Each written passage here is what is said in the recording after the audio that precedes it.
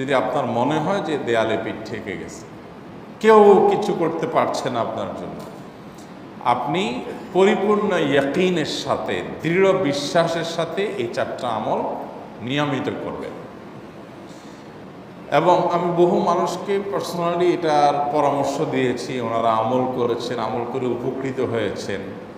এরকম বহু মানুষ আছেন, বৃদ্ধ মানুষ, বাবা ক্যান্সারে আক্রান্ত হয়েছেন অনেক দেরিতে, আল্লাহ তাআলা অলৌকিকভাবে সাহায্য করেছেন। হ্যাঁ, কখনো যদি আল্লাহ তাআলা এই আমলগুলো করার পরও আমার বিপদ দূর না করেন, তাহলে হয় আমার আমলের মধ্যে কোনো ত্রুটি ছিল, অথবা আমার এই বিপদ দূর না হওয়ার মধ্যে আমার জন্য কোনো কল্যাণ নিহিত ছিল। আল্লাহ তাআলা আমার দোয়া কবুল করে যে উপকার হতো তার চেয়ে বেটার কিছু হয়তো আমাকে দিবেন, এই ইয়াকিন একজন ইমানদারের থাকবে। সে 4টা আমলের 1 নম্বর হলো ইস্তিগফারের আমল। ইস্তিগফার, আপনি ফেসে গেছেন কোনো জায়গায়, কোনো উপায় পাচ্ছেন না, আপনি ইস্তিগফার করতে থাকেন, আস্তাগফিরুল্লাহ ওয়া আতুবু ইলাইহি, আস্তাগফিরুল্লাহ ওয়া আতুবু ইলাইহি, আস্তাগফিরুল্লাহ ওয়া আতুবু ইলাইহি, আস্তাগফিরুল্লাহ, আস্তাগফিরুল্লাহ, আস্তাগফিরুল্লাহাল্লাযী লা ইলাহা ইল্লা হুয়াল হাইয়ুল কাইয়্যুম ওয়া আতুবু ইলাইহি ওয়া লা হাওলা ওয়া লা কুওয়াতা ইল্লা বিল্লাহ। اللهم أنت ربي لا إله إلا أنت خلقتني وأنا عبدك وأنا على عهدك ووعدك ما استطعت أعوذ بك من شر ما صنعت أبوء لك بنعمتك علي وأبوء لك بذنبي فاغفر لي فإنه لا يغفر الذنوب إلا أنت সাইয়্যিদুল ইস্তিগফার। এভাবে যে কোনো ইস্তিগফার পড়তে থাকেন, আপনি বেশি বেশি করে আল্লাহর কাছে ইস্তিগফার ক্ষমা প্রার্থনা করতে থাকেন, খুব বেশি। আপনার 2 ঠোঁটে অনবরত আপনি চাইতে থাকেন আল্লাহর কাছে ক্ষমা। এই ইস্তিগফার সম্পর্কে নবী করিম সাল্লাল্লাহু আলাইহি ওয়াসাল্লাম বলেছেন, মাল্লাজিমাল ইস্তিগফার, যে ব্যক্তি ইস্তিগফারকে আঁকড়ে ধরবে, আঁকড়ে ধরা মানে কি, এটা ছাড়বে না, সে পড়তেই থাকবে অনবরত। টয়লেটে যাওয়ার সময়টা, ঘুমের সময়টা, খাওয়ার সময়টা বাদে, অবসর নামাজের সময়টা বাদে সারাক্ষণ সে ইস্তিগফার পড়বে। এরকম যদি কেউ করে, আল্লাহ রাব্বুল আলামিন জাআলাল্লাহু লাহু মিন কুল্লি হাম্মিন ফারাজা ওয়া মিন কুল্লি যায়কিন মাখরাজা, সকল পেরেশানি থেকে, সকল টেনশন থেকে বের হওয়ার পথ আল্লাহ তাআলা অলৌকিকভাবে তার জন্য আবিষ্কার করে দিবেন। এবং আমি আমার জীবনে যেটা বলেছিলাম, বিস্তারিত বলতে চাই না, এরকম পরিস্থিতি আসছে যে চোখের সামনে কোনো আপাতত রক্ষার কোনো পথ আর খোলা নেই, এমন ভয়াবহ বিপদ। ইস্তিগফার করতে করতে এমনভাবে আল্লাহ তাআলা সাহায্য করেছেন যে এটা কল্পনা করলেও মনে হয় যে স্বপ্নের মতো। কিভাবে এখন এই লোক এই জায়গায় আসলো আমার সাহায্যের জন্য, এই লোক তো এটা আমি এই জায়গায় আসার কথা না, ঠিক উনি এসে হাজির হয়ে গেলেন এবং উপকারটা, আমার সমাধানটা হয়ে গেল সমস্যা। তো আলহামদুলিল্লাহ, বহুবার আমি পরীক্ষা করেছি, আর আমার পরীক্ষার 2 পয়সার দাম নাই। হাদিসে বলা আছে, গ্যারান্টি দেওয়া আছে, আমার পরীক্ষা করলেই কি না করলেই। তাহলে একটা আমল হলো কি, ইস্তিগফার। সব সময়ের জন্য এটা কন্টিনিউয়াস করবেন, আর এমনিও অবসর সময় ইস্তিগফার করবেন। আরবদের মধ্যে সৌন্দর্য আছে, তারা বিভিন্ন ডাক্তারের ওয়েটিং রুমে বা বিভিন্ন জায়গায় মানুষ যেখানে অপেক্ষা করে পাবলিক প্লেসগুলোতে লিখে রাখে ইস্তিগফার করুন, আপনার হাইওয়েগুলোর পাশে লেখা থাকে ইস্তিগফার করুন, এবং তারা আসলে একটু পরপর দেখা যায় ইস্তিগফার করে। ভালো মন্দ গুণ সবার মধ্যে আছে, তাদের এই ভালো গুণটা আছে, ইস্তিগফার বেশি বেশি করা। আমরা ইস্তিগফার সচরাচর এইভাবে অনবরত অবসর সময় করার অভ্যাস অনেকের মধ্যেই নেই। আমরা এটা চালু করবো ইনশাআল্লাহ। বিশেষ করে যখন কোনো সমস্যা হবে তখন ইস্তিগফার চলতে থাকবে মুখে অনবরত, ধীরে ধীরে মহব্বতের সাথে নিজেকে, নিজের পাপ অপরাধগুলোর কথা স্মরণ করে আল্লাহর কাছে মাফ চাইতে থাকবো, পেরেশানি দূর হবে ইনশাআল্লাহ। 1 নাম্বার 2, দুরুদ। নবী করিম সাল্লাল্লাহু আলাইহি সাল্লামের প্রতি দুরুদ পাঠ করা, এটা যদি আপনি নিয়মিত করতে থাকেন মহব্বতের সাথে, আল্লাহুম্মা সাল্লি আলা মুহাম্মদ ওয়া আলা আলি মুহাম্মদ কামা সাল্লাইতা আলা ইব্রাহিম ওয়া আলা আলি ইব্রাহিম ইন্নাকা হামিদুম মাজিদ, আল্লাহুম্মা বারিক আলা মুহাম্মদ ওয়া আলা আলি মুহাম্মদ কামা বারাকতা আলা ইব্রাহিম ওয়া আলা আলি ইব্রাহিম ইন্নাকা হামিদুম মাজিদ। আপনি একবার ছোট দুরূদ যদি পড়েন, সাল্লাল্লাহু আলাইহি ওয়াসাল্লাম, সাল্লাল্লাহু আলাইহি ওয়াসাল্লাম, আল্লাহুম্মা সাল্লি আলা মুহাম্মদ ওয়া আলা আলি মুহাম্মদ, শুধু এইটুকু পড়েন। জাযাল্লাহু আন্না মুহাম্মাদাম মা হুয়া আহলু, শুধু এইটুকু পড়েন। আপনি এভাবে যেই কোনো দুরূদ নবী করিম সাল্লাল্লাহু আলাইহি ওয়াসাল্লামের প্রতি যদি পড়েন এবং পড়তে থাকেন অনবরত, ইস্তিগফারের পাশাপাশি দুরূদের ক্ষেত্রে নবী করিম সাল্লাল্লাহু আলাইহি ওয়াসাল্লাম বলেছেন যে এইটা তোমার জন্য যথেষ্ট হয়ে যাবে।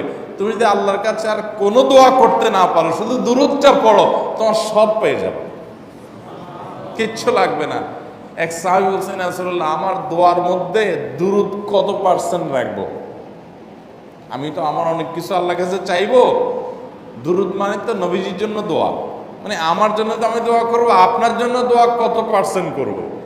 1/3, 1/4, তারপরে হাফ, এবার বিভিন্ন পার্সেন্টেজ বলছিলেন তিনি। নবী করিম সাল্লাল্লাহু আলাইহি ওয়াসাল্লাম বলেছেন যে হ্যাঁ, এর বেশি করতে পারলে আরো ভালো, আরো ভালো। তো ভদ্রলোক এর বেশি, ওই সাহাবী রাদিয়াল্লাহু তাআলা আনহু, তিনি এর বেশি বাড়াতে বাড়াতে বাড়াতে বাড়াতে একটা পর্যায়ে বলছেন যে আমি সব দোয়া আপনার জন্য করি।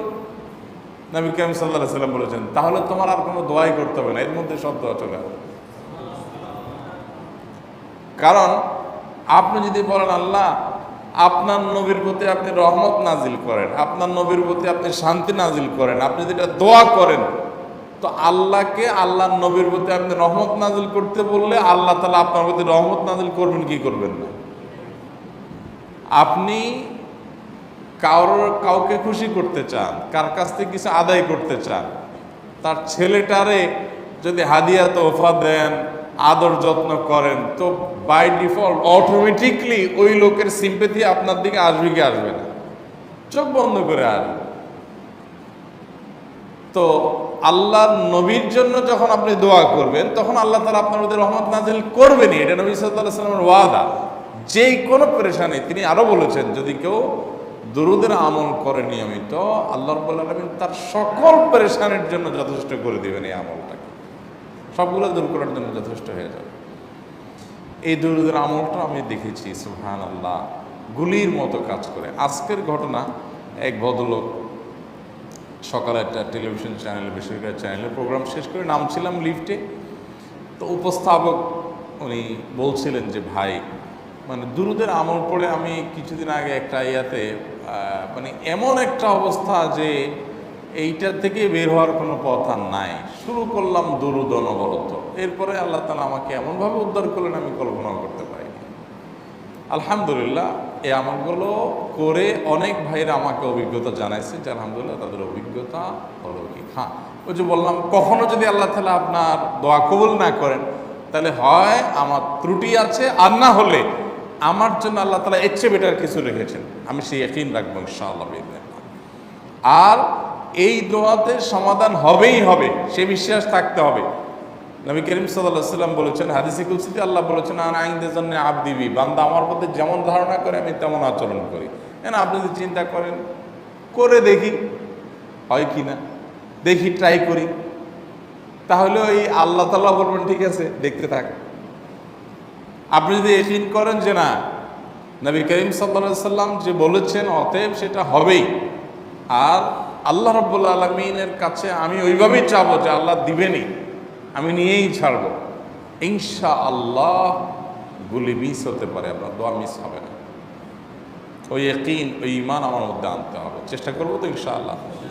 তাহলে দুইটা আমল হলো, ইস্তেগফার আর দুরূদ। 3 নম্বর আরেকটা আমল হলো দোয়ায়ে ইউনুস। দোয়ায়ে ইউনুস, লা ইলাহা ইল্লা আনত সুবহানাক ইন্নী কুনতু মিনাজ জালিমিন। বেশি বেশি পড়তে থাকবেন, যখন বিপদে পড়বেন ইস্তেগফার আর দুরূদ পড়বেন সবচেয়ে বেশি, আর মাঝে মধ্যে দোয়ায়ে ইউনুস, লা ইলাহা ইল্লা আনত সুবহানাকা ইন্নী কুনতু মিনাজ জালিমিন। আল্লাহ সুবহানাহু ওয়া তাআলা কোরআনে কারীমে এই দোয়ার পরে বলেছেন, ওয়া কাযালিকা নুনজিল মুমিনিন। এই দোয়া পাঠ করার মাধ্যমে ইউনুস আলাইহিস সালামকে পৃথিবীর ইতিহাসের সবচেয়ে অলৌকিক ঘটনা, সকল সায়েন্স, সকল আপনার বিজ্ঞানের তত্ত্ব সবগুলোকে আপনার সবগুলোর বিপরীতে বা সবগুলোকে আপনার ভুল প্রমাণ করে দিয়ে ওই জায়গাটার জন্য আল্লাহ তাআলা ইউনূসকে মাছের পেটে ঢোকার পর সেখান থেকে আবার জীবিত রেখে বের করেছেন। অক্সিজেন অভাবে সেখানে এমনি মারা যাওয়ার কথা, আরও নানা কারণে মারা যাওয়ার কথা, তাই না? কিন্তু আল্লাহ তাআলা তাকে রক্ষা করেছেন, কারণ উনি এই বিপদে পড়ার পর থেকে এইটা পড়তেছিলেন, লা ইলাহা ইল্লা আনতা সুবহানাকা ইন্নী কুনতু মিনাজ জালিমিন। তো আল্লাহ তাআলা কোরআনে বলেছেন এটা ইউনূস তার নবী ইউনূস আলাইহিস সালামকে আল্লাহ তাআলা এর মাধ্যমে রক্ষা করেছেন, সেটা তার জন্য খাস না, এটা তার জন্য স্পেশাল না, বরং আল্লাহ বলেছেন ওয়াকাযালিকা নুনজিল মুমিনিন, এটা দিয়ে আমি তাকে রক্ষা করেছি, একইভাবে ঈমানদারদেরকেও এইটার মাধ্যমে রক্ষা করব। এটা বড় অস্ত্র পেয়ে গেলাম। দোয়া ইউনূস বেশি বেশি পড়বো ইনশাআল্লাহ, লা ইলাহা ইল্লা আনতা সুবহানাকা ইন্নী। আমার দেশে আবার দেখা যায় বিপদ হয়ে গেলে তখন হুজুর ভাড়া করে যে ভাই আপনারা সবাই মিলে এটা 1 লাখ বার পড়ে দেন, 1.25 লাখ বার পড়ে দেন, টাকা দিব, আপনারা পড়ে দেন। আপনারটা আপনি পড়বেন ভাই, হুজুরদের কাছে দোয়া চান সমস্যা নাই, আর হুজুরদেরকে খাটায়া টাকা দিবেন কেন, এমনি টাকা দিবেন না দিয়া, আর এই দোয়া নিজে নিজে করতে থাকবেন। ইউনূস আলাইহিস সালাম ওই সময় কি লোক ঠিক করছিলেন যে ভাই আপনারা সবাই দোয়া ইউনূস পড়েন, আমি গেলাম, আমি মাছের পেটে গেলাম, আপনারা বসেন সবাই দোয়া ইউনূস পড়া ধরেন, করছেন উনি, ওনারটা উনি করছেন, তো আপনারটা আপনি শুরু করবেন দোয়া ইউনূস না। 4 নম্বর আমল হলো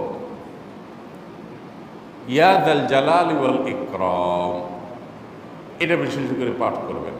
নবী করিম সাল্লাল্লাহু আলাইহি ওয়াসাল্লাম বলেছেন আলিযু বিয়া যাল জালালি ওয়াল ইকরাম, ইয়া যাল জালালি ওয়াল ইকরাম এইটাকে তোমরা আঁকড়ে ধরবে।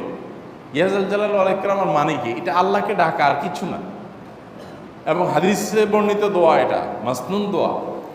ইয়া যাল জালালি ওয়াল ইকরাম মানে হে মহা ক্ষমতার অধিকারী, প্রতাপশালী এবং সম্মানের মালিক, এটা বলার মানে হলো আল্লাহর কাছে নিবেদন করা, যেহেতু আপনার প্রতাপ আছে, আপনার জালাল আছে, আপনার বড়ত্ব আছে, হে বড়ত্বের অধিকারী এবং হে সম্মানের অধিকারী, আপনার যেহেতু আল্লাহ তাআলা এটা, আপনার যদি এটা আছে, অতএব হে আল্লাহ আপনি আমাকে এটা দান করুন, আপনার সেখান থেকে আমার প্রতি রহম করুন, আপনার সেখান থেকে আমাকে, আপনার বড়ত্ব থেকে আমাকে আপনি হেফাজত করুন, আপনার একরাম থেকে আমাকে আপনি, তা দিয়ে আপনি আমাকে রহম করুন।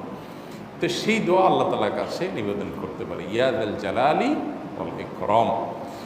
এর পাশাপাশি তাহাজ্জুদের নামাজ এবং যে কোনো নফল নামাজ, কারণ নবী সাল্লাল্লাহু আলাইহি সাল্লাম ইজা হাজাবাহু আমরুন সাল্লা, নবীজি সাল্লাল্লাহু আলাইহি সাল্লামের কোনো পেরেশানি শুরু হলে আগে ওযু করে 2 রাকাত নামাজ পড়তেন, ওযু করে 2 রাকাত নামাজ পড়তেন। আমাদের যখন পেটে ব্যথা শুরু হয়, আগে কার কথা মনে পড়ে? ডাক্তারের কথা মনে পড়ে। যখন গায়ে জ্বর আসে সবার আগে মনে পড়ে কিসের কথা? নাপা, নাপা, ঠিক না? জ্বর আসছে গায়ে, সবার আগে আমরা কি চিন্তা করি? নাপা। নাপা আপনি চিন্তা করেন, খান, নিষেধ না তো, ওষুধ গ্রহণ করা সুন্নত, নবী সাল্লাল্লাহু আলাইহি সাল্লাম নির্দেশ করেছেন ওষুধ সেবন করতে, আপনি করেন, ভালো কথা। কিন্তু ইমানদার সব কিছুর আগে ব্যথা আসছে, তাহলে ব্যথার জন্য একটা ওষুধ দোয়া শিখেছেন, দোয়াটা আগে করবে, পাশাপাশি ওইটা করবে, এলো ইমানদারের কাজ। আমরা আজকাল ইমান থেকে অনেক দূরে সরে গেছি, আল্লাহ আমাদের সেই ইয়াকিন দান করুন। তাহাজ্জুদের সময় দোয়া, অনেক বেশি দোয়া কবুল হয়। তাহলে 4টা আমল ইনশাআল্লাহ আপনাকে এই ভয়াবহ বিপদ থেকে উদ্ধার করার জন্য সাহায্য করবে ইনশাআল্লাহ, সে ইয়াকিন নিয়ে করবেন। সেই সাথে as-সাদকাতুল বালা, দান সাদকা করা, অন্যান্য যে আমলগুলো আছে টুকটাক সেগুলোর সাথে সাথে চালানো। বাকি এই 4টাকে বেসিক্যালি একটু